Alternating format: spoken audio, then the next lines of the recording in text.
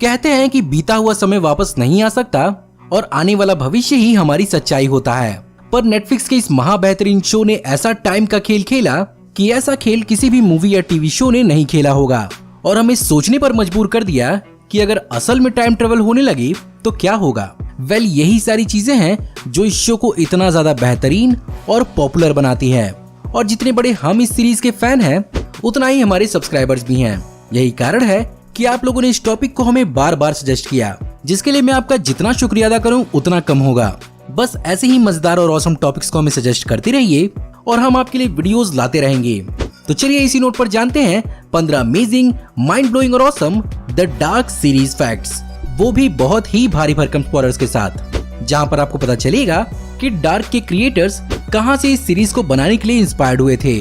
जानेंगे dark series की filming के लोकेशंस और उस गुफा की असलियत के बारे में। इसके अलावा नोआ के पीठ के टैटू के साथ साथ इस सीरीज में कई सारे छुपे हुए मीनिंग्स के बारे में भी जानेंगे और फाइनली जानेंगे कि क्या इसकी कहानी को कभी आगे बढ़ाया भी जाएगा या नहीं। ये और बहुत कुछ आपका इस वीडियो में इंतजार कर रहे हैं, तो देर किस बात की। हे गाइस, मेरा नाम है पंकज सागर और आपका स्वागत है गेमों को हिंदी के एक और फ्रेश वीडियो में। Now without wasting any more time, let's get started.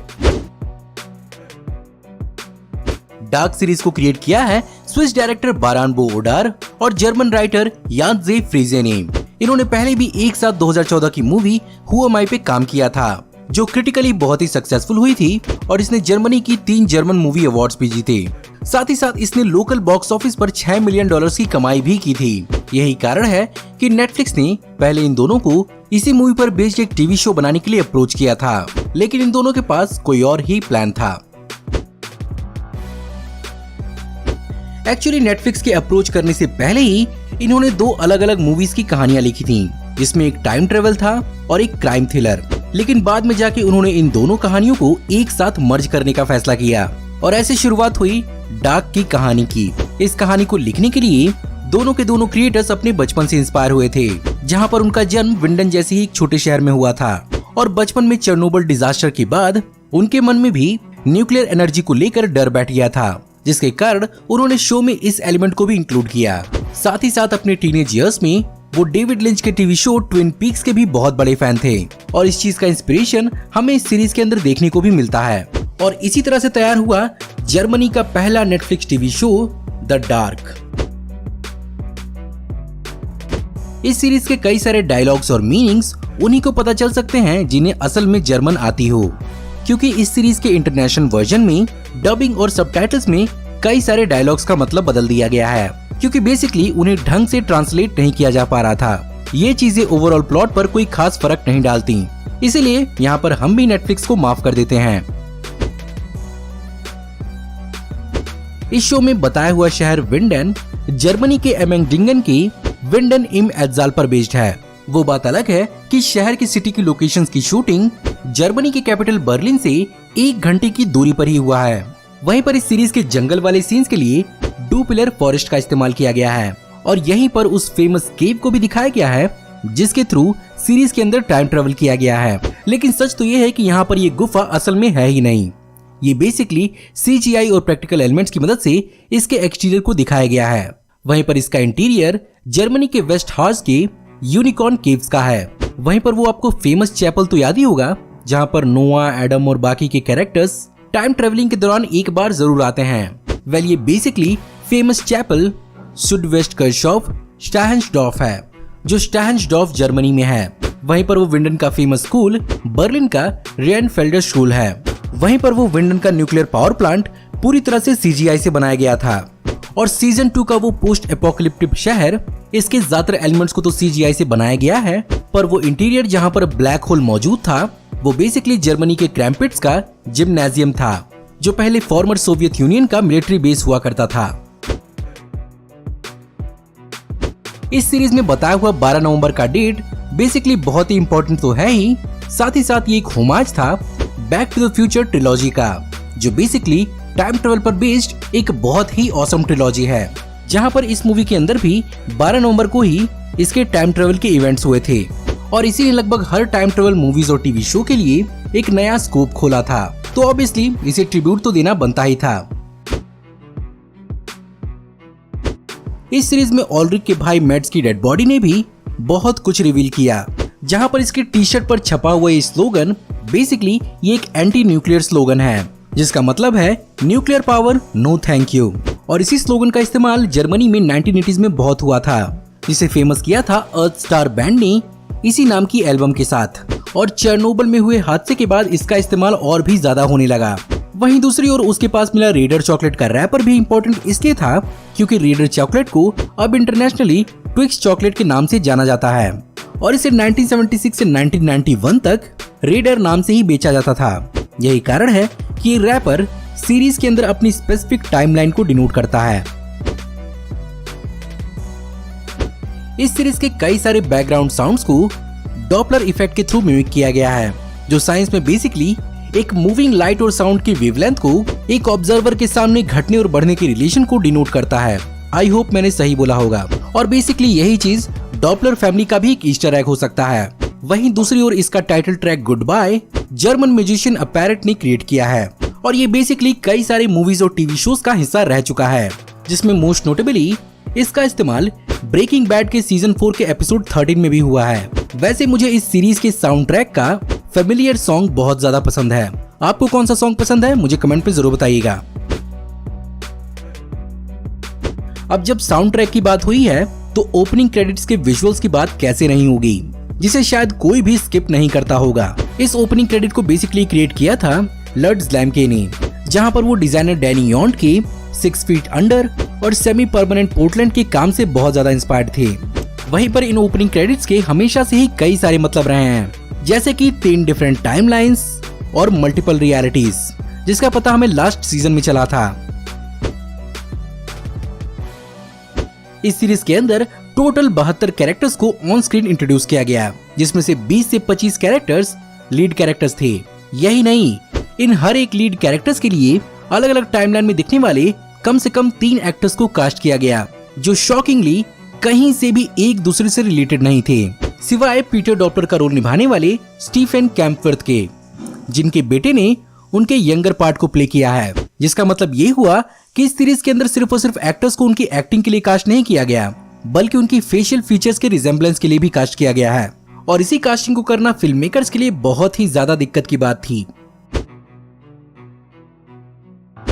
इस सीरीज को 2017 की टोरंटो इंटरनेशनल फिल्म फेस्टिवल में 9 से 11 सितंबर तक इसके पहले 2 एपिसोड्स को दिखाया गया, जहां पर इसे काफी सराहा गया। वहीं दूसरी ओर इसके पहले 3 एपिसोड्स को सिनेमा हॉल्स में प्रीमियर किया गया, जिसने ऑब्वियसली कई सारे जर्मन ऑडियंस का ध्यान खींचा और जर्मनी से नेटफ्लिक्स के कई सारे यूजर्स जुड़े। आपने इस शो के अंदर एक चीज जरूर गौर किया होगा कि कुछ कैरेक्टर्स के फिजिकल फ्लॉ जरूर है, जिनमें से कुछ को तो ये सिर्फ एक्सीडेंट के रूप में मिला और कुछ का तो बाय बर्थ सिचुएशन है। वेल, इस चीज को कहानी में इस रूप से इस्तेमाल किया गया है ताकि ऑडियंस उस कैरेक्टर को आसानी से पहचान पाए। वहीं पर अगर एलिजाबेथ डॉपलर की आवाज की कमी और जोनस और मार्था के बेटे का क्लेफ्ट लिप जेनेटिक इंसेस्ट का कारण हो सकता है, जो बेसिकली ब्लड रिलेशन के अंदर सेक्सुअल रिलेशन डेवलप करने से होता है। और बेसिकली इस तरह के रिलेशनशिप में पैदा हुए बच्चों को ऐसी जेनेटिक दिक्कतें झेलनी पड़ सकती हैं। तो इस हिसाब से क्रिएटर्स यहाँ पर बहुत ही ज्यादा स्मार्ट निकले। अब चलिए बात करते हैं छुपे हुए मीनिंग्स की। तो सबसे पहले जो हमें नोआ की पीठ पर टैटू दिखता है, वो बेसिकली हमें सीरीज के अंदर 1986 के हॉस्पिटल में भी दिखा था। इस टेक्स्ट को बेसिकली हर्मेटिका कहा जाता है, जो 2री शताब्दी का ग्रीस इजिप्शियन ओलकिस्ट है, जिसे विजडम टेक्स्ट के नाम से भी जाना जाता है।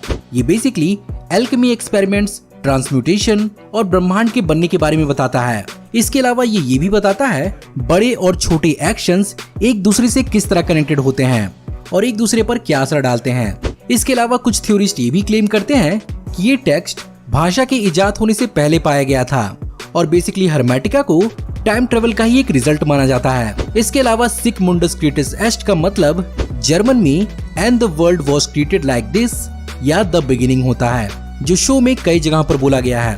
इसके अलावा कैरेक्टर H.G. टनाहाउस, जिसने टाइम ट्रेवल की किताब लिखी थी, वो बेसिकली H.G. वेल्स से इंस्पायर्ड था, जिन्होंने बेसिकली द टाइम मशीन नाम की एक नॉवल लिखी थी और इन्होंने ही इस शब्द को पूरी दुनिया में कॉइन किया था। वहीं पर जोनस के नाम का मतलब ग्रीक गॉड जूनस से मिलता है, जो basically God of portals, doorways और पाथवेज था। और जोनस भी कुछ ऐसा ही टाइम ट्रेवल के गेटवे के साथ करता है। हाँ तो भैया अब असल मुद्दे की बात, क्या जो हमने इस सीरीज के अंदर सारी की सारी चीजें देखी हैं वो असल जिंदगी में पॉसिबल है? सीधे सीधे कहूँ तो ये रियल लाइफ में तो पॉसिबल नहीं है, फिलहाल तो नहीं है, पर हाँ थियोरेटिकली और हाइपोथेटिकली ये पॉसिबल हो सकता है। फ्यूचर में जाना बहुत ही आसान है, बस आपको लाइट के स्पीड की रफ्तार की जरूरत पड़ेगी और आपके सामने सारी की सारी दुनिया धीमी पड़ जाएगी और आप फ्यूचर में पहुंच जाएंगे। वहीं पर पास्ट में आना एक पूरा का पूरा अलग खेल है, जहां पर बेसिकली दो स्पेस और टाइम के छोरों को आपस में मिलाना होगा और ये कैसे करना है किसी को नहीं मालूम अभी। इसके अलावा जैसा टीवी शो में दिखाया जाता है कि जोनस कहीं भी और कभी भी एक ब्लैक होल क्रिएट करके उसके थ्रू जा सकता है, ये थोड़ा सा डेंजरस लगता है, क्योंकि साइंस के हिसाब से अगर 1 मिलीमीटर बराबर भी ब्लैक होल धरती के ऑर्बिट में आता है तो वो कुछ ही सेकंड्स के अंदर अंदर पूरी की पूरी धरती को बर्बाद कर सकता है। और भाई साहब यहाँ पर पूरा दरवाजा खोलते हैं अपने लिए। वेल होपफुली शो का कोई अपना लॉजिक होगा जो इन ब्लैक होल्स को बदमाशी करने से रोकता है। अब चलिए बात करते हैं इसके क्रिटिकल अचीवमेंट्स के बारे में। तो सबसे पहले इस सीरीज को IMDb पर 8.8 आउट ऑफ 10 की रेटिंग मिली है। वहीं पर रॉटन टोमेटोज पर टोमेटोमीटर पर इसका स्कोर 95% है। वहीं पर एवरेज ऑडियंस स्कोर भी 95% है। इसके अलावा इसने जर्मनी की गोल्डन कैमरा टीवी अवार्ड 2018 की 3 कैटेगरीज में अपनी जगह हासिल की, लेकिन इसे यहाँ पर अवार्ड नहीं मिल पाए। वहीं पर लुइस हॉफमैन को यहाँ पर बेस्ट न्यू कमर का अवार्ड दिया गया। इसके अलावा इसे ब्राजीलियन ब्रेक टूडो अवार्ड्स में बेस्ट टीवी शो के लिए नॉमिनेट किया गया था। वहीं पर लुइस हॉफमैन को बेस्ट इंटरनेशनल एक्टर की कैटेगरी में शामिल किया गया था। बाद में इस सीरीज को जर्मनी के सबसे prestigious TV award Grimme Preis में 7 अवार्ड मिले, जो कि बहुत ही ज्यादा इंप्रेसिव है। अब सबसे बड़ा सवाल, क्या इसका अगला सीजन या अगला कंटिन्यूएशन भी आएगा? तो जवाब है नहीं। शो रनर्स के हिसाब से वो चीजों को और ज्यादा कंफ्यूज नहीं करना चाहते और वो इस कहानी को पूरी तरह से ठोस रखना चाहते हैं। यही कारण है कि शुरुआत से उन्होंने प्लान कर लिया था कि इसके सिर्फ और सिर्फ 3 ही सीजन्स आएंगे और क्या इसका कोई रिबूट या सीक्वल भी आएगा, इसकी भी कोई अभी खबर नहीं है। वैसे भी इस कॉम्प्लेक्स शो की लेगेसी को आगे बढ़ाने के लिए कोई दमदार कहानी लानी होगी, जिसे लिखने में टाइम भी लग सकता है। तो इंतजार करते रहिए, वरना अगर विंडन जैसी कोई गुफा है तो फ्यूचर में जाकर इसके सीक्वल को देख लीजिए।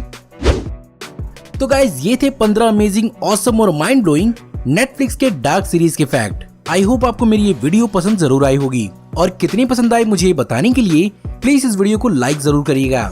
साथ ही साथ मुझे कमेंट में जरूर बताइएगा कि आपको इस वीडियो में बताया हुआ कौन सा फैक्ट बहुत ज्यादा पसंद आया। मुझे इन कैरेक्टर्स की कास्टिंग को लेकर बहुत ज्यादा हैरानी हुई, जहां पर इस शो के लिए एक्टर्स के लुक अलाइक्स को कास्ट किया गया था। इसके अलावा उन हिडन मीनिंग्स के बारे में भी जानकर मुझे बहुत हैरानी हुई। अगर आप हमारी आने वाली ऐसी ऑसम वीडियोस देखते रहना चाहते हैं और उन्हें मिस नहीं करना चाहते तो हमारे चैनल को सब्सक्राइब करिए, बेल वाले आइकन को दबाइए और हमारी वीडियोस को बिना मिस किए हुए एंजॉय करते रहिए। इसके अलावा अगर आप चाहें तो इस वीडियो की लिंक को अपने दोस्तों ग्रुप्स के बीच में जितना हो सके उतना शेयर करें। Thank you for watching, see you in the next video, till then take care, good bye.